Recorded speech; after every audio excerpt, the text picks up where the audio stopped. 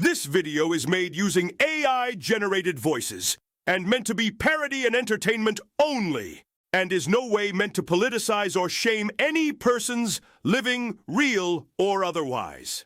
Lou, I've got some apples. Lou, you've got some too. Hey, you hi-ho. Is the master of faster, Donald A.I. Trump, here with another Yu-Gi-Oh! Tier list. Jaya, Donnie, the hell did you come from? Yeah, sorry we haven't put out another one of these for so long. Donnie boy and I've just been a little busy with the election and all. We've sorted out our priorities now, so we should be uploading on a more regular schedule unless something blows up. For once we can agree on something, Sleepy Sheepy Joe.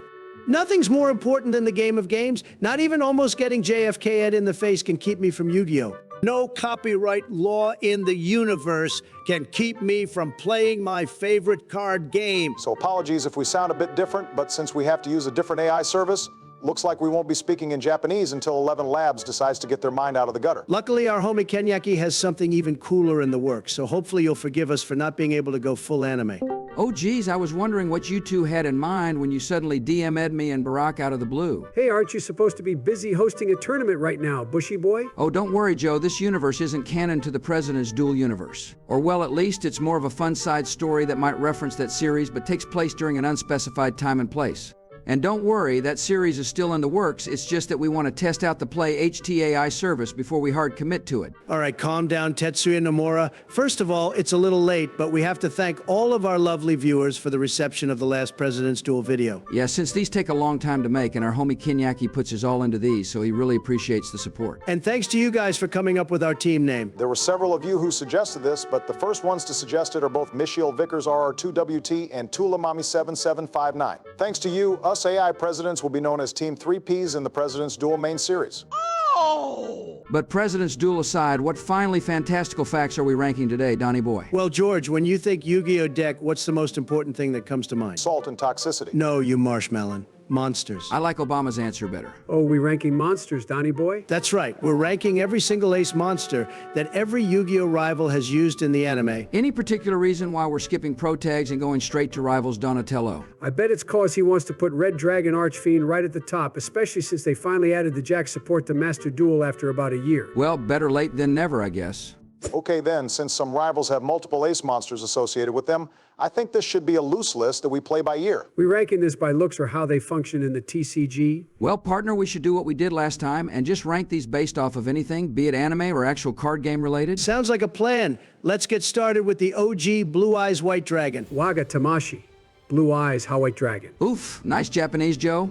I can't help it, but it don't have no multilingual clone voice function. The hell did he say? He said that Play HD don't have no multilingual clone voice function. Well, anyways, Donnie, it's your list. You go first. As much as me and Kaiba have so much in common, with us being one of the richest and most powerful people on the planet, I can't put Blue Eyes in King of Games tier. Oh, not this third-rate duelist crap again, Donnie boy. No, it's not that.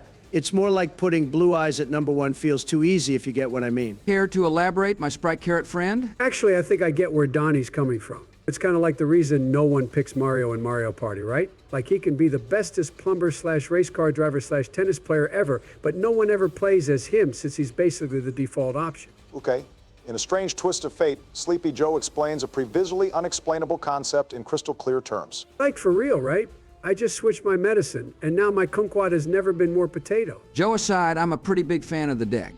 Whether it's Dark Magicians or the big blue dragon himself, just like with Death or Taxes, you can always be sure that Konami will never stop giving it support. I, for one, am particularly pretty partisan to the Chaos Max variant. It's not as good as the non-ritual version. I mean, it's called Brick Eyes for a reason. But you can't deny the feeling of having a targeting immune 4,000 attack double piercing beatstick. And then it gets kaiju'd. Oh, please don't remind me. I'm with Donnie on this one, the OG and most iconic rival monster, but it's still the default option, and there's definitely more interesting rival decks. Well, since it's so iconic, I still say we put it in tier 1. Alrighty, mighty tighty flighty. Next is GX's Rivals. GX is going to be a weird one, seeing as Jaden has arguably several different rivals. In that case, let's start off with everyone's favorite Manjo-May Thunder. Manjo-May Thunder also has probably the most amount of different ace monsters out of any rival, save for Reiji. Gah.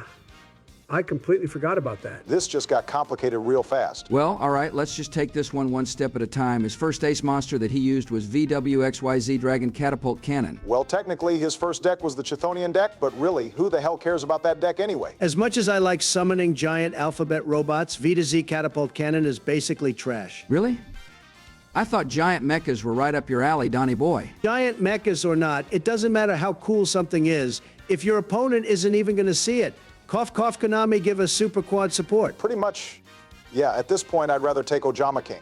And as much as I hate Ojama King, at least it's somewhat even remotely summonable. Harsh words, but yeah, V to Z doesn't even do anything anywhere near good enough to justify its summoning requirements. I agree, there's no reason to use V to Z or even XYZs when ABC exists.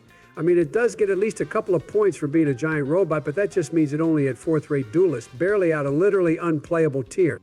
By the way, are we going to be ranking manga ace monsters? Oh man, Light and Darkness Dragon is the GOAT. As goated as that card is, we should probably just stick to the anime one since we'll be here all day otherwise. But let us know if you want to see a tier list covering the manga monsters. Next is Armed Dragon level 10. Now that's a clunky card. True dat, big O, but unlike Mr. Megazord here, Armed Dragons have some pretty cool support that makes Discount Dad a little easier in the summoning department. A Reijeki on legs, a giant dragon with scythes for wings, what's not to love? The amount of clunk level decks in general have. Well, okay, but besides that, I kind of like how they made the Armed Dragon Thunders really fit into the Chazz's 10,000 theming. But to be perfectly honest, I think this one goes into third-rate deck tier since Armed Dragons aren't particularly iconic. All right then, it's Ojama Rama King time. Trash F tier. Trash? But didn't you just say that you liked them better than V to Z Cannon? also isn't your Master Duel username Obama Jamarama? All right, fine. F plus tier. Also, it was Michelle that made that name because she thought it was funny. I had to bribe her with my IRL copy of Bonfire before she finally let me change it. Back to the card though, while it's not exactly the prettiest ace monster, it's one of the more iconic ones. Yeah, probably because it was so ugly. Hey, show this monster some respect. It is a king after all. Wait, you actually like this thing, Donnie? Nah, I'm just yanking your Lord Oyama. Put this thing out of its misery where it belongs. It's probably better in Duel Links where you only have 3 zones, but frankly, I don't play enough speed duels to accurately judge how good this thing is. Well, all right then, I say we put it into fourth-rate Duelist, but ahead of Catapult Cannon since it's more iconic and easier to summon.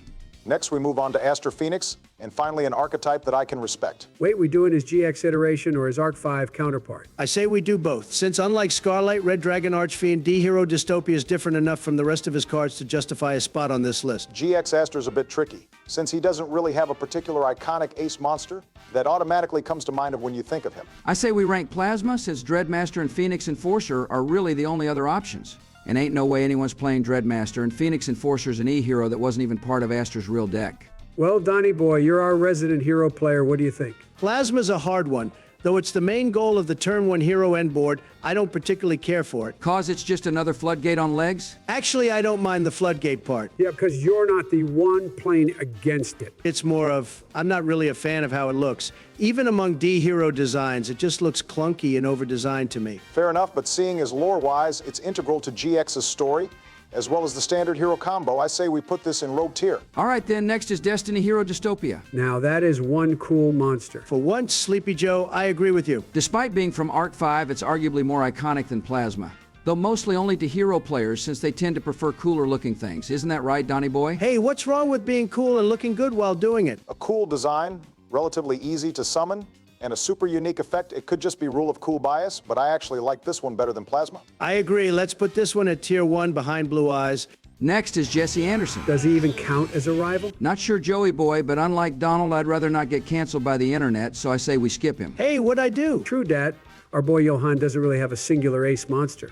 He used all of his crystal beasts pretty equally aside from Rainbow Dragon, and I don't think he used the big RGB lizard enough to actually count as his ace monster. Plus, if we had to rank his monsters, they'd be pretty low ranked due to how terrible they are, resulting in our more avid Crystal Beast viewers calling for our blood. Well, all right then. If we're finally done with GX, let's move on to 5Ds. The AI had its logic looped into infinity, so we'll be back with President's Rank. Thanks for waiting. We turned it off and on again, so now we're back with President's Rank. A great level 8 with a great effect to kick off the Synchro era.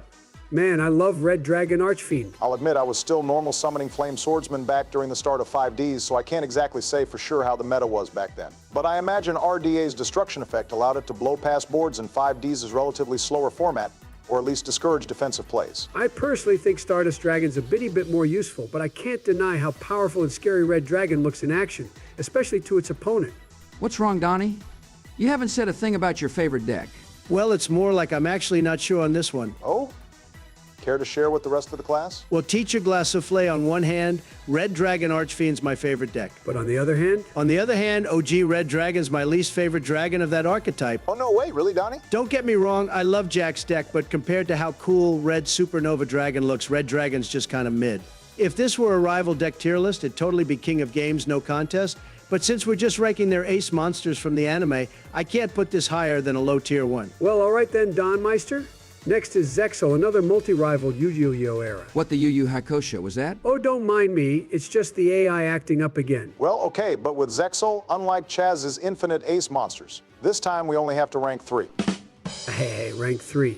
Nice pun, Big O. That wasn't a pun, Sleepy Joe. That was just an unfortunate sequence of words. While Shark has used several boss monsters, I'd say that the only two that merits ranking is regular Shark Drake and Silent Honors Dark. Oh, yes. Sharks. I love sharks. I love sharks. Did you know that, while usually requiring a mate, there's been rare cases of some sharks being able to reproduce asexually? You gross.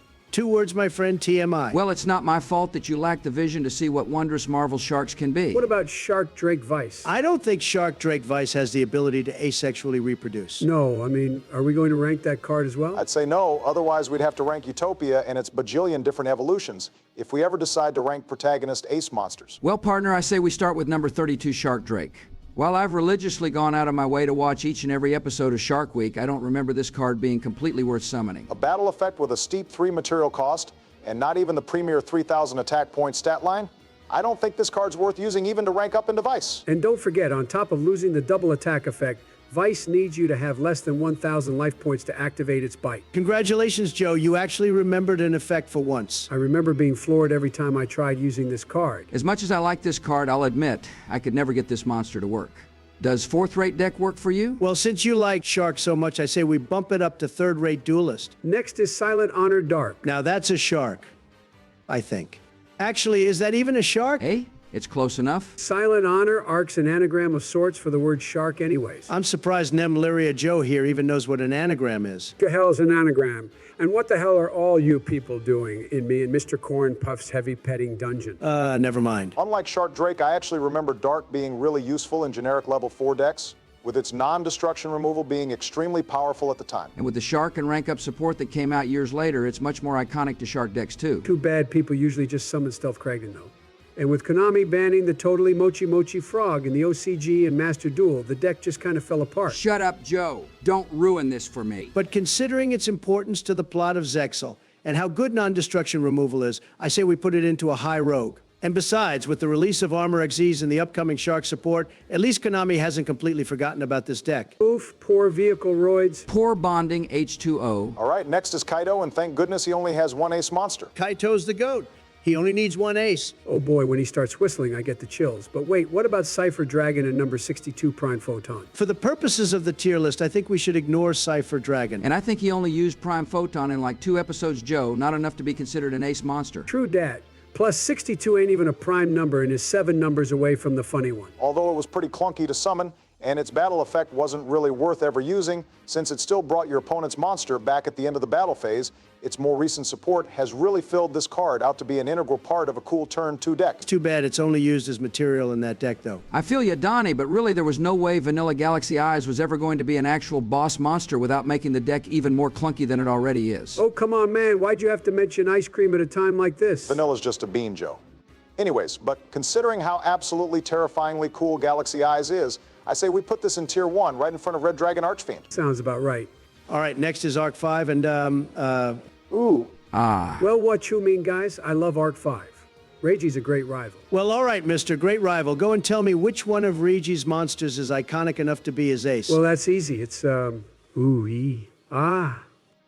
Yeah, I kind of see what you mean now. Darn tootin'. It doesn't really help that most of his deck is so complicated. Most non-DDD players can't even remember which monster does which. I think the only one that I can actually remember off the top of my head is King Alexander and Kali Yuga. But that's mostly because I actually know who Alexander the Great is, and also because everyone who doesn't know what a Kali Yuga is clearly hasn't played against Phantom Knights. Well, Divisor King Deus Machine X could be an option, But since I don't think Reiji's ever used it in the anime, that's off the table. Apologies, dear viewers, but since none of us AI presidents are familiar enough with triple Ds, I think we're going to have to leave Reiji unranked. Giggity. Wait, does Yuri count as a rival? I'd say he's more of an antagonist, so no. To be fair, Reiji doesn't really give off strong rival vibes either. All right, fellas, next is Revolver, and thank God he only has one ace. He has a couple of bosses, but really he's most known for Borreload Dragon, or at least Savage Dragon if you're talking meta.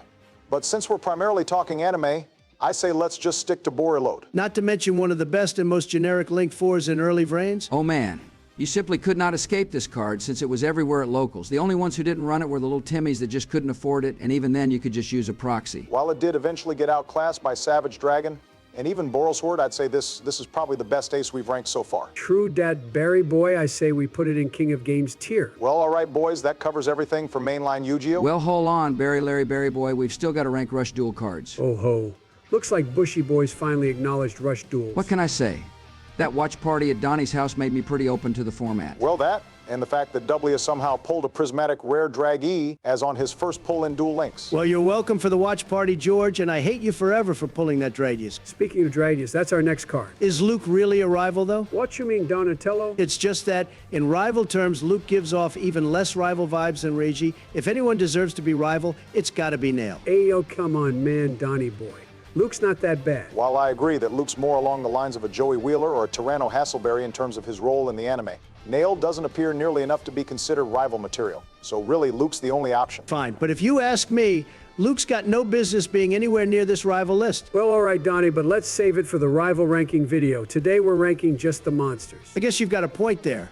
As an ace monster, Multi-Strike Dragon Dragus is admittingly one of the coolest monsters in Sevens. Not to mention incredibly OP too. A 2500 premier attack stat plus a generic double attack effect.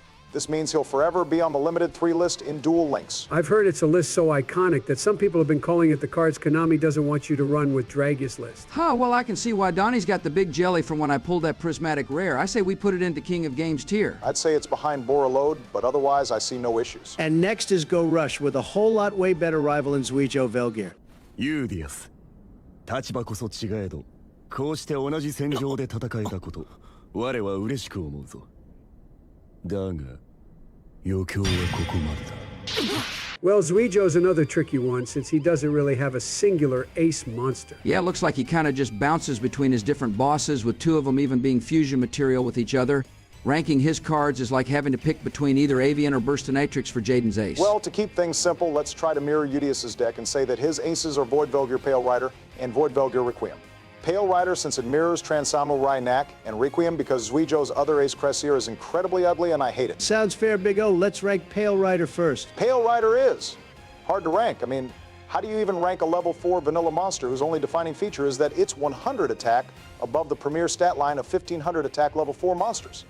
Especially when there's 1900 attack legend monsters running around. It's neat in concept, but it's really only used as fusion material for Void Velgear Apocalypse. If I remember right, its only other real support is Black Dwarf, which isn't even part of the fusion. Really, Udius's light galaxies are more suited for normal monsters. Is there even anything good going for this card? Well, I guess you contributed. Well, there's that. Into the third-rate duelist it goes. Next is Requiem. And may I add, gentlemen, this card's way more deserving of the label Ace Monster. ボイドベルググロビュールをリリースしてアドバンス召喚我虚空の底より呼び起こしたるボイドベルグレクイエム A solid 2500 attack stat with an attack boosting effect depending on how many dark monsters you control means that it'll always have at least 2800 attack during your turn, which isn't as high as Seven's Road can get, but is more consistent considering that Seven's Road decks usually don't run every single attribute. Plus, its 2500 base attack means that it'll be slightly more difficult to get rid of. And would you look at that card art? Personally, I prefer the look of Udius's Galactica Oblivion, but you can't go wrong with a purple-pink blade dragon thingy in front of either a black hole. What do you say, fellas? Tier 1 behind Dystopia. It feels wrong to put it in front of Red Dragon Archfiend, but I've got to admit, I'm a sucker for space dragons. I want to put it behind Galaxy Eyes, but since it's easier to summon, and it's actually used as a boss monster, and not just another extender, I'm going to have to give Requiem the lemon cake. And that was all the Rival Ace Monsters. Nice job, boys. A pretty good list, if I do say so myself. And if our lovely viewers watching back home have a different list, feel free to put them down below. And if you'd be so kind to leave a like and subscribe, our homie Kenyaki really appreciates it. These take a lot of time to make, and he thanks you from the bottom of his heart. And comment some suggestions on what list you want us to rank next. Speaking of which, I hear our buddy Mr. Clinton's been cooking up a spicy, dicey deck. Apparently, he's figured out a way to get Testina working of all things. Oh, now that. I want to see. I'll believe it when I see it, Joe, but color me interested. All right then, it's off to Bill's house. Later, Croco Dragons. This episode of President's Duel is brought to you by the letter Mulcharmi Max C. Perulia. My God, I hate that letter.